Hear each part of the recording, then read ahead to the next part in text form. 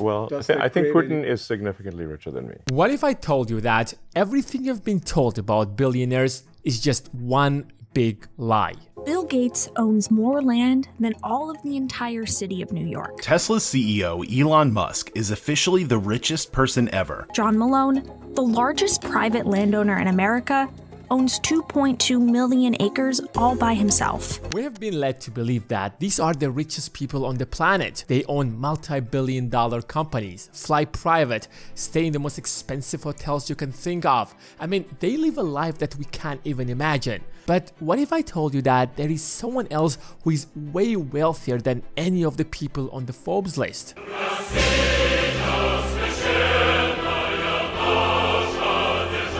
You won't find Putin in any of the Forbes billionaires list. I mean, his official salary is $140,000, which is less than what an average banker makes on Wall Street. And yet, why does Elon Musk, the second richest person on the planet, believes that Putin is significantly richer than him? I think Putin is significantly richer than me. Some people put Putin's net worth at dozens of billions of dollars.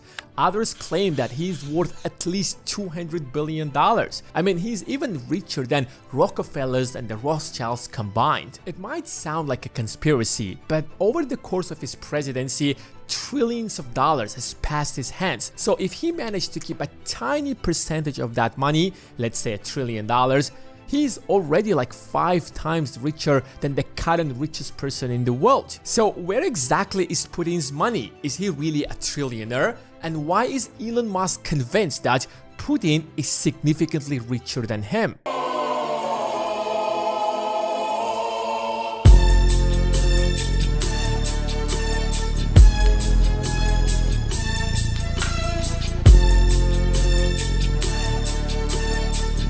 Have you ever wondered how much is really $1 billion? The media throws the term billionaire so often that it seems like it's just normal to be one. The median income in the US is like $70,000. Let's assume that you're going to live for free. Let's say that someone is going to pay for your rent, someone is going to feed you, and you can save literally your entire income. How many years do you think you need to save $1 billion? Even if you save like every penny for the next 50 years, you will save no more than $3.5 million. That's not even 1% of $1 billion.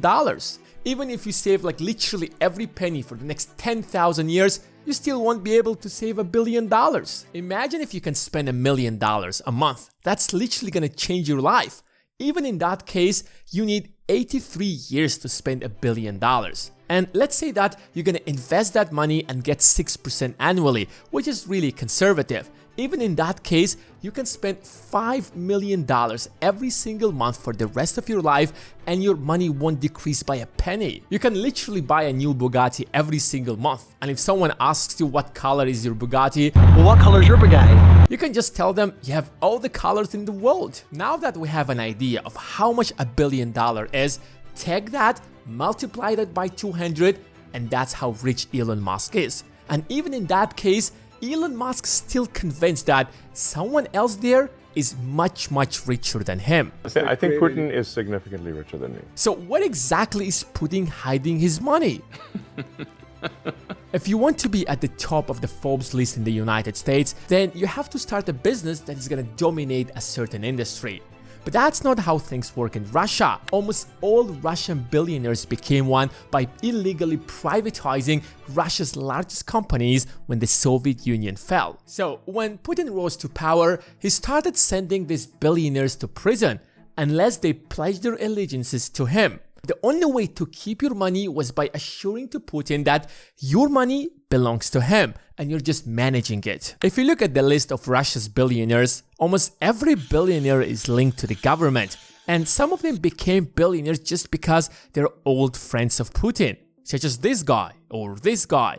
This guy was literally Putin's judo instructor, but when Putin became president, he suddenly turned into a businessman who started winning government contracts. Coincidence? But that's not where Putin's real wealth comes from. When Putin came to power, the first thing he did is that he took control of these 2 largest companies. These 2 companies literally controlled Russia's entire oil and gas industry. From 2000 to 2020, these 2 companies literally earned over $8.6 trillion adjusted to inflation. And guess who runs these two companies? Exactly, Putin's closest and oldest friends. And what did Putin do with the $8.6 trillion?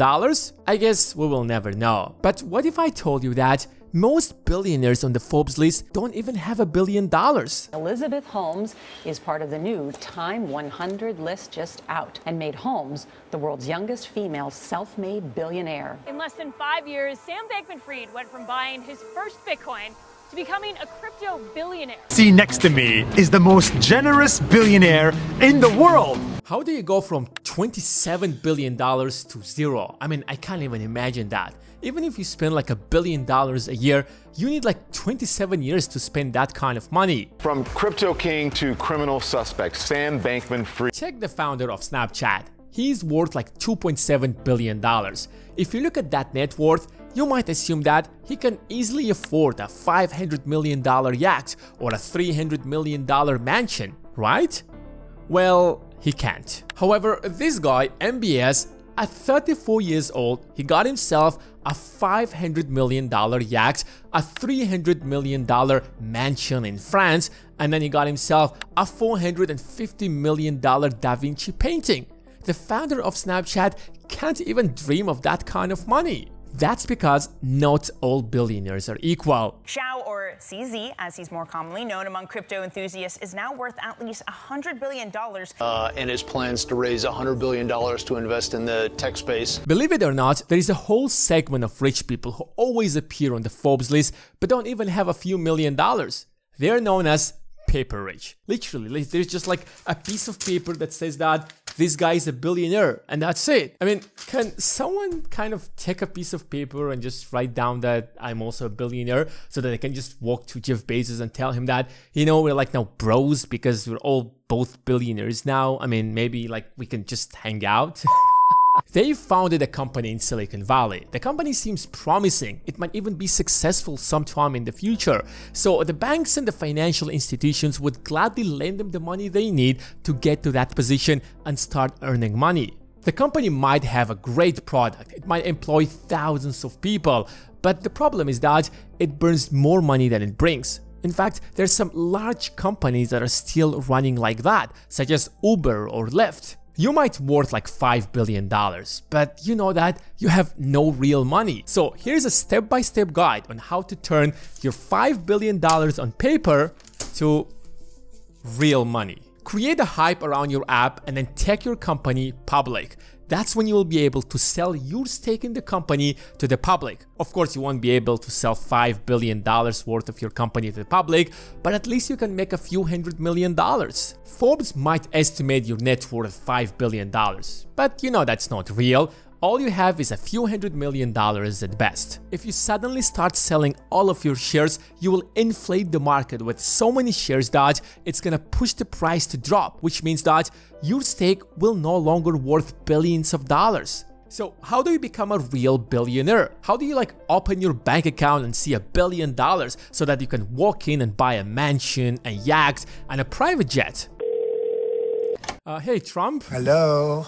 Can you tell us please, how do you become a billionaire? Well, the first thing is you have to have a good product. If you don't have the product, forget it. But assuming they have a really good product.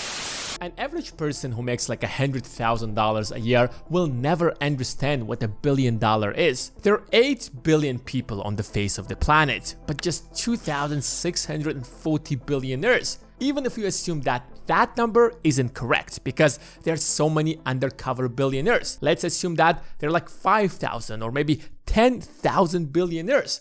That is still like 0.000125%.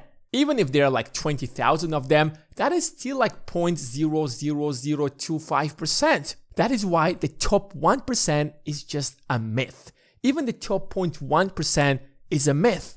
There are just like 10 to 20,000 people who are so rich that they control the world. When you surpass $1 billion, it's no longer about money, it's about power. George Soros, public enemy George number Soros, one. the curator George of the Soros world. amassed around $1 billion. Is this one of the world's most dangerous millennials? Better known as MBS. These people aren't just making money, they control countries, global supply chains. their decisions don't just impact themselves or their families, but literally thousands, if not millions of people. They can take down entire businesses, leave millions of people unemployed. They eventually decide the fate of the earth.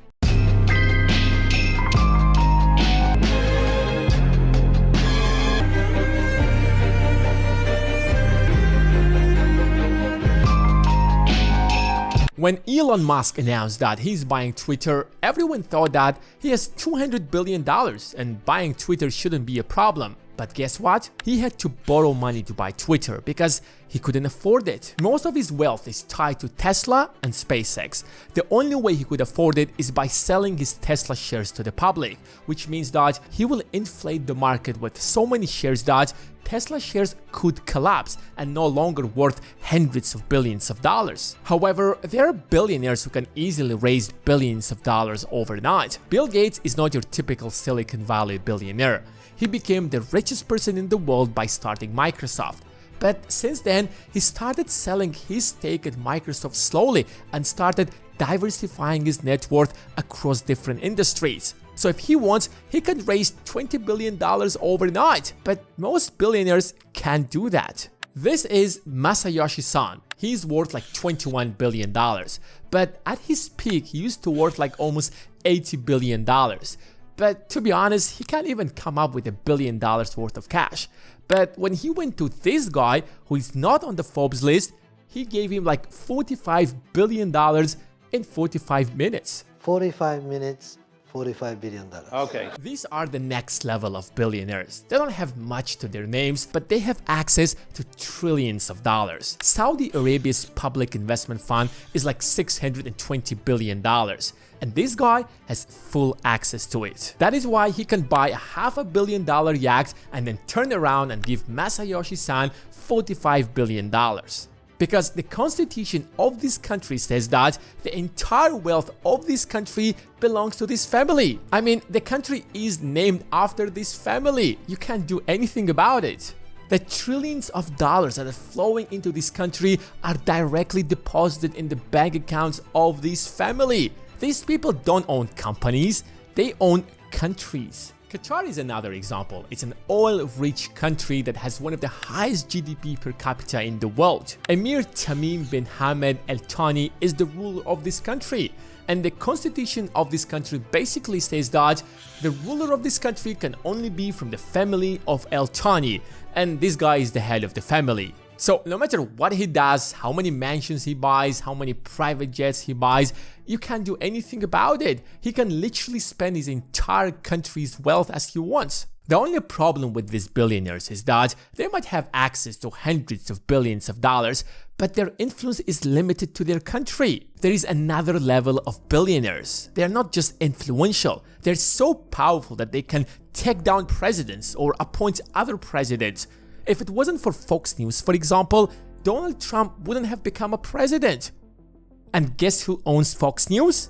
Exactly, Robert Murdoch. Or take this guy. He doesn't seem like a serious guy, but he's so powerful that he can shape your opinion. More than 2.3 billion people use Instagram every single day, and this guy decides what kind of news do you get and what opinions you don't see. He's not the richest person in the world, but he controls the public opinion not just in the United States, but across the globe. Or this guy who runs Apple. Most people spend their entire days on their iPhones, and these guys at Apple decide what goes to your iPhone and what doesn't. Aren't they the most powerful people on the planet? The real rich aren't just billionaires, they control the presidents, the kings or queens. They're the heads of corporations that control every aspect of our lives. They don't own countries, they own the world.